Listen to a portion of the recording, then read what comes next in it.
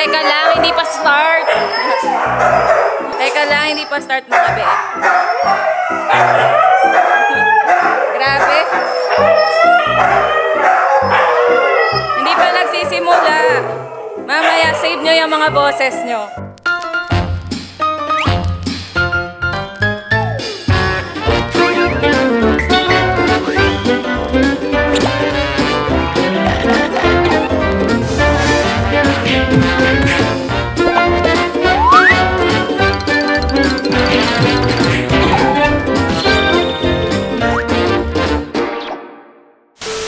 Hello friends, it's me, Mom/Fur Lola ng Husky Tears. Ayun, so today po, alamin natin kung gaano ba talaga sila kaingay. Though, matagal naman natin alam yon dahil nga siguro madami nang nabingi sa inyo over the time sa kakanood sa amin. Pero iba pa din po kapag ginamitan sila ng sound level meter. Nangyari sa likod. Si Hershey na naman. Malamang. Actually, curious din talaga ako malaman kung gaano ba talaga sila kalakas on a technical aspect. Kasi, alam niyo yun, para makapagpa-check up na kami dito sa bahay. Baka babaya talagang may diferensya na yung pandinig namin. Baka kasi na-immune na kami sa ingay nila. So yun, before anything else, unbox po muna natin yung nabili kong sound level meter. Ito siya. Puro Chinese yung nakalagay. Paano ko pala maiintindihan to? Ay, may battery na siya kaagad. Oh, 3 AAA. So, lagyan natin dyan. Ay, hindi siya kinakagat, mga be. Nakiki-unbox din sila. Wait. Ito. Ay, pa-foam. Gigi, wala na silang nakita, Gigi. Ina-unbox ko nga eh. Kasi, dinumog na ako. Wala. Ay, ang gagaling nyo kapag ka meron akong binubuting-ting doon kayo lumalapit. Pati yung instructions niya, naka Chinese characters. Lahat talaga. Wala tayong maiintindihan. At wala din silang nakikita, Gigi. Meron akong dito, mode. Naka-off. Meron akong mode dito sa camera na product showcase. Wait lang ha. Ayan, na-activate ko na. Testing nga. Ngayon ko lang ata magagamit ang feature na to. Naka-focus, no? Meron siya. Ay, lagyan mo natin ng battery.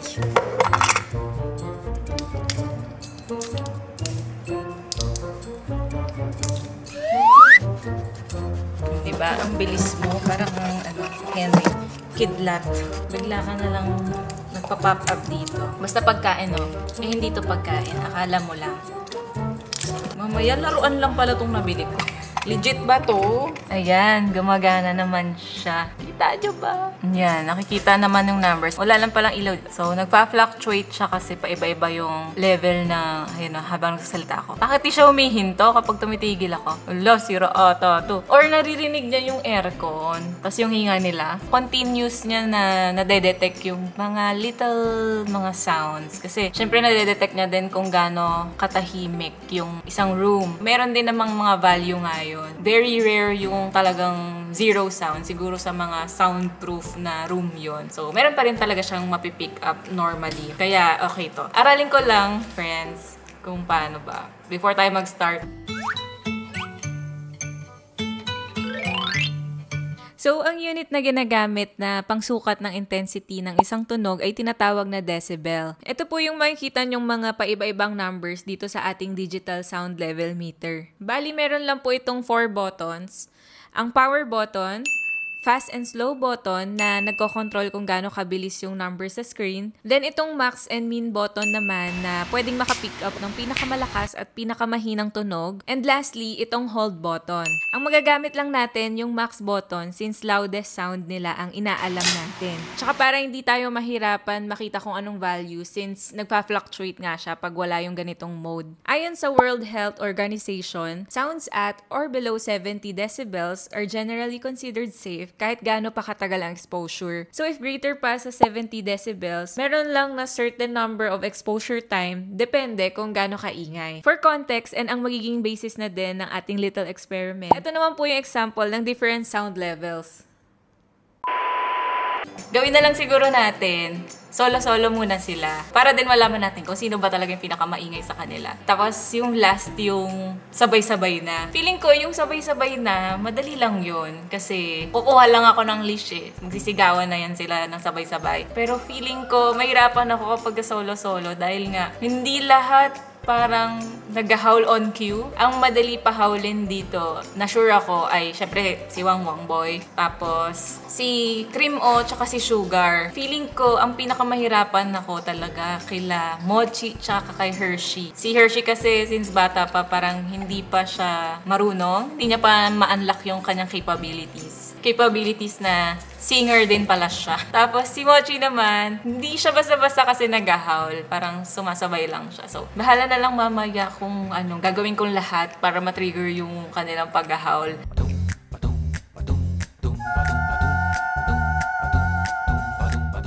Di ba? Ang dali nilang paiyakin ng sabay-sabay. Kasi nagagayahan sila. Tumayo pa lang ako nito.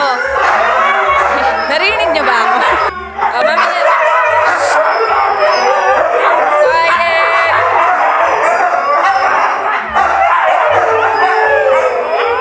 Sus!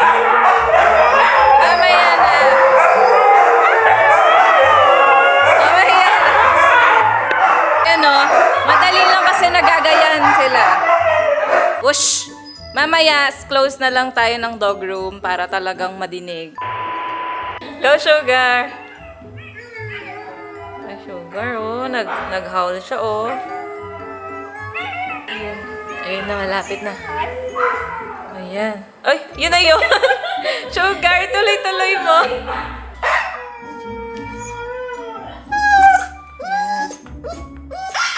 Ay, ba't kinain mo na?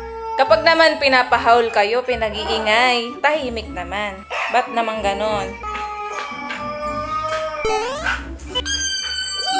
Ayan. Wala, yun na. Sige ba, go. Play mo na. Pag tuloy-tuloy na. Sapa-sapa.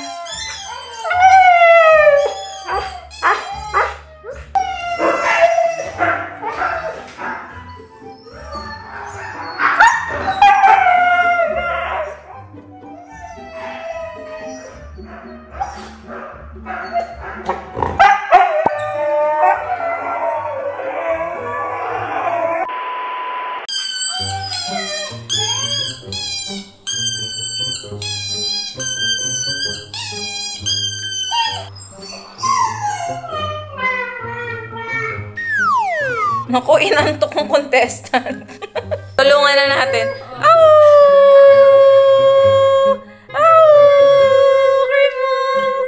Later. Siguro naman mag-howl ka na, be. Kaya mo yan. Ikaw na lang wala pang record. Sabi ko pa naman kanina, mabilis ka lang mag-howl.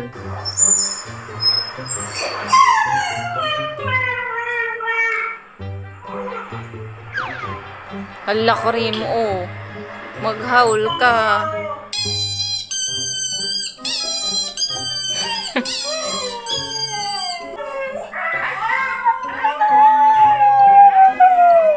Hala, yan na. Nag-howl na. Pinlay ko yung try not to howl challenge nila dati. Cream! Bakit to yung howl mo sad?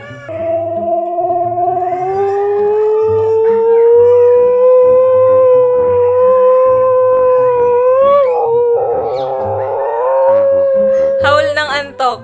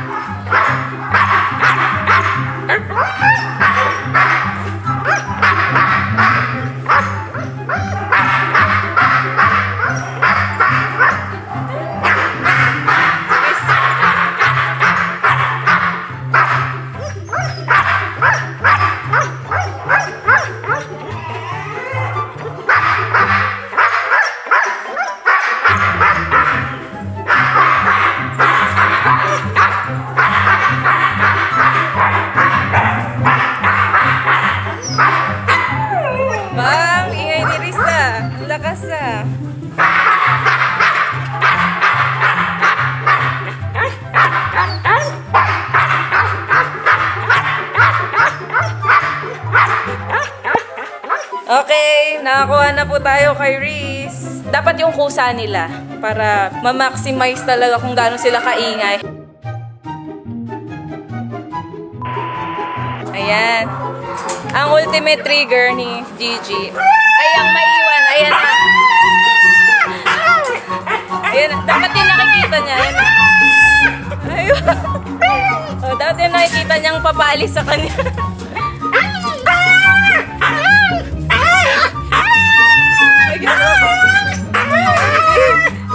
Nahituan na siya.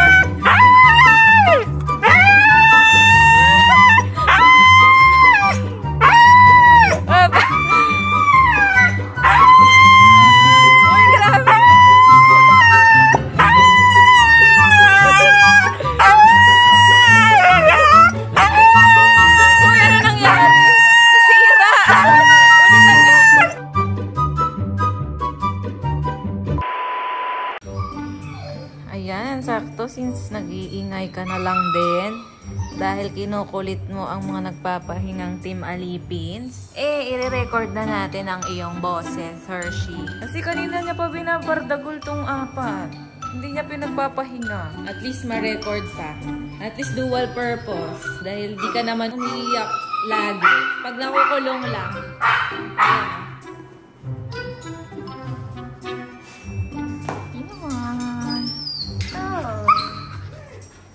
Ayan. Iwan naman yan. Iwan! Horsey! Ay, nakakulong ang horsey.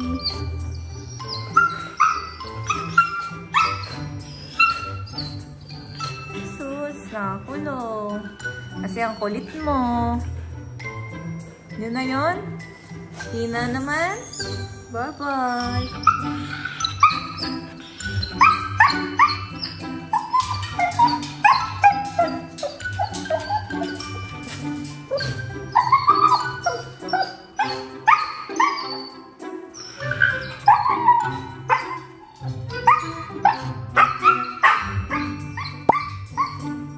Pinakamalakas mo.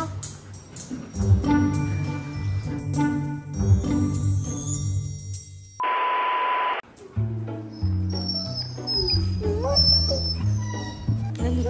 Oh, yan.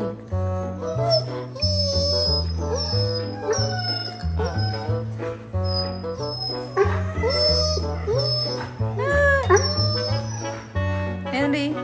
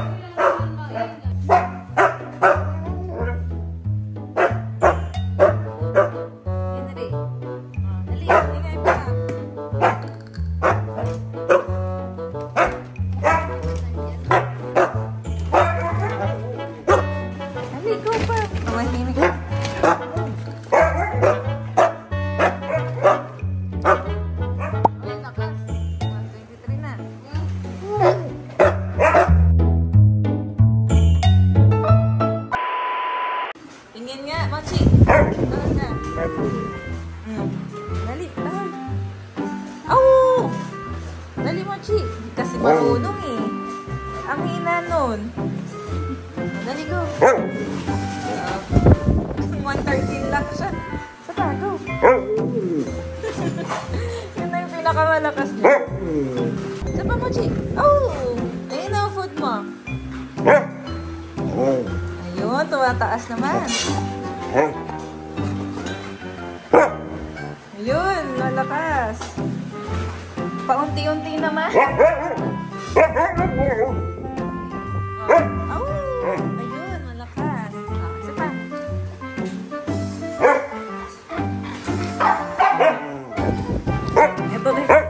Ito na yung pinaka-excited ni Mochi.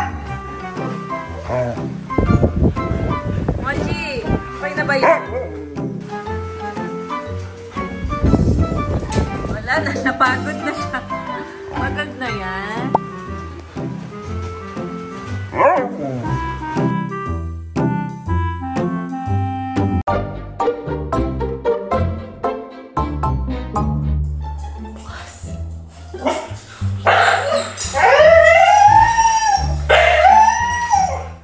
Yung bag.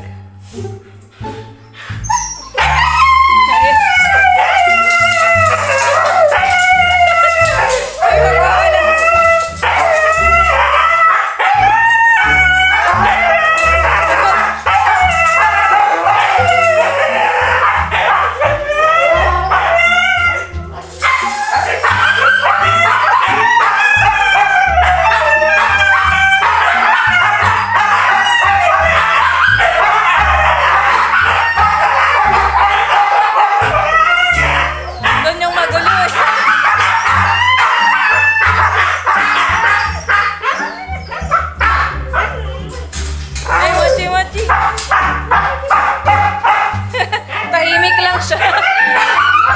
Sabay ka sa kanila. Sabay kami. Ayun. Yun na yung ambag niya. Dito, mga angers. Oh, okay na. Ito na yung pinaka-mataas na sa group. Parang kayo.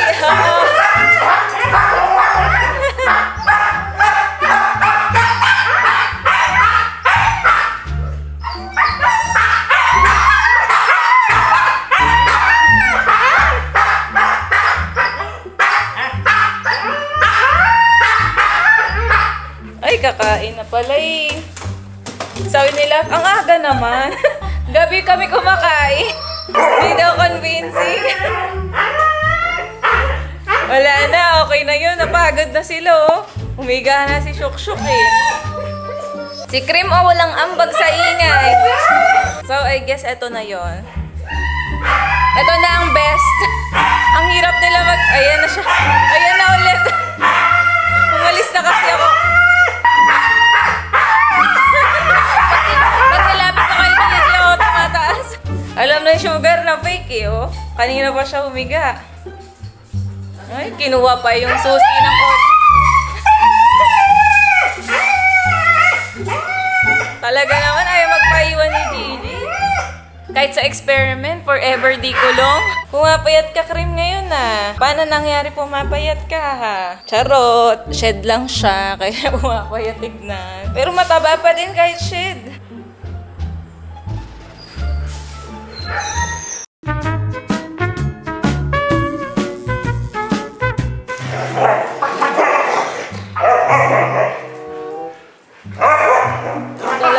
Dalawa na nga lang. Aray ko. Okay na ba? Pwede na ba mag-outro? Ala, may dugo ng ngipin mo. Ayan, may dugo. Kakabardagulan nyo yan eh. So yun lang friends, I hope nag-enjoy po kayo sa aming pa-fun little experiment. Ewan ko lang how accurate yung mga values na yon. Kasi di ba dapat mas malakas kapag kasabay-sabay sila.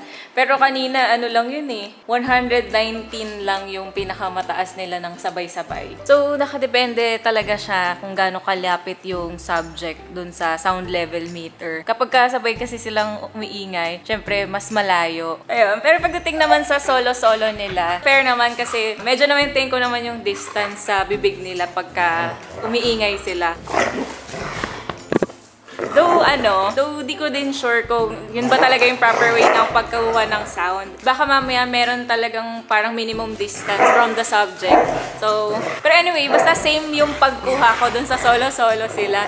Ang gulo. Ayun, nagpapahinga na kanina. Ano na naman. Tayo na nga lang ako. Nandito sa tabi ko si Cream. Tatayo na lang din daw siya. So yun nga po, ang winner natin sa solo competition ay walang iba kundi si Gigi. Dahil talagang kuhang-kuha niya yung sirena ng ambulance. And based nga po dun sa chart na pinakita ko sa inyo kanina, ganun din talaga kalakas yung sirena ng ambulance. And ang pinakakulelat natin ay ang ating king. So in-expect ko na rin yun kasi talagang sa kanila, ang lalim kasi ng boses niya. Tapos, mahina lang, hindi din siya marunong mag-howl. Yung bark niya lang na malalim na ganun. Tapos, pa isa-isa. Kaya, okay to kabanding si Mochi pagdating sa ingay. Ayun na, magbabay na kayo. Hindi na sila natapos. Cream, save yourself! Layo ka. Si Karim una nga lang muna. We'll see you on our next video. Bye! Hoy, dalawang siga. Okay naman. Bye! Bye, Mochi! Ay, kinain. Ibang level talaga yung ano niya, no? Yung laro nyo, eh. Parang patayan na. Break mo na, oh. Sugar! Bye! Oh, bye-bye! Ayan na sila. Ay, hindi ako pinansin. Bye-bye na dito, Hershey. Agad talaga, agad. Bye! Henry! Bye! Gracie! Bye! Halika! Kunyari, hindi nakalimutan magbabay. See you on our next video. Bye!